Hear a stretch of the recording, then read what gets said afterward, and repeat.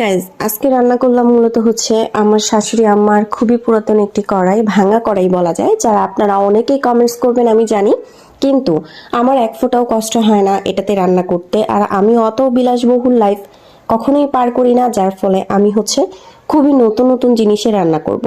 শুধুমাত্র আপনাদের অনেকের ঘরেই যারা কমেন্টস করে তারা নিজেরাও কিন্তু এরকম ভাঙা কড়াই কিংবা পুরাতন কড়াইতে রান্না করেন, কিন্তু ফেসবুকে এসে এমন একটা ভাব দেখান যেন আপনারা লাক্সারি জীবনযাপন করতেছেন।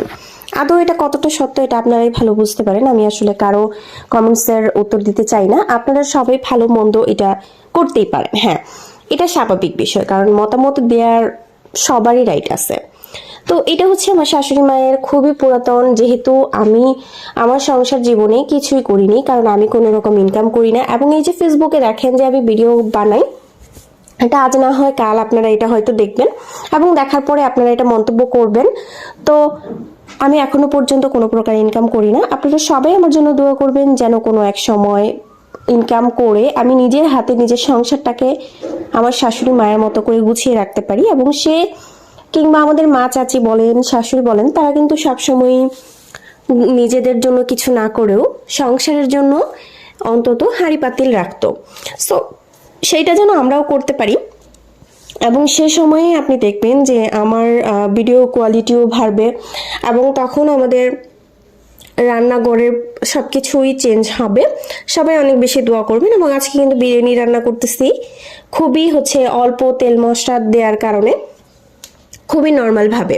আমি হচ্ছে বিরিয়ানি রান্না তেমন একটা পারি না, বাট আমি হচ্ছে আমার ছেলের জন্য রান্না করতেছি খুবই নর্মাল ভাবে। এবং সে বিরিয়ানি খেতে অনেক পছন্দ করে। সব সময় এত গুজগাছ করে রান্না করার আসলে সময় সুযোগ থাকে না, সো এই কারণে মূলত এইভাবে রান্না করা। এবং আপনারা বিরিয়ানি কিভাবে রান্না করেন অবশ্যই আমাকে একটু রেসিপি পাঠাবেন। এবং আপনারা সবাই আমার জন্য, আমার পরিবারের জন্য দোয়া করবেন এবং আমার শাশুড়ি মায়ের জন্য অনেক অনেক বেশি দোয়া করবেন, যে কিনা আমার সংসারটাকে এত সুন্দরভাবে গুছিয়ে দিচ্ছে। এবং সে কিন্তু এখনো পর্যন্ত অনেক গুছানোর চেষ্টা করে, যতটা তার নামে বলবো ততই বেশি কম হয়ে যাবে। হ্যাঁ, শাশুড়ি কখনো মায়ের মতো হয় না, কিন্তু বিশ্বাস করেন সে যদি আমার মায়ের মতো নাও হয় তবে সেও কিন্তু আমার একটা মা। সো তাকে অসম্মান করা এবং তার বিরুদ্ধে যে কথা বলা কখনোই উচিত না, এবং আমি কখনো বলতেও চাই না। সে আমাকে যথেষ্ট সম্মান করে, যথেষ্ট পরিমাণ আদর করে, যেটা আসলে ভাষায় প্রকাশ করার মতো না।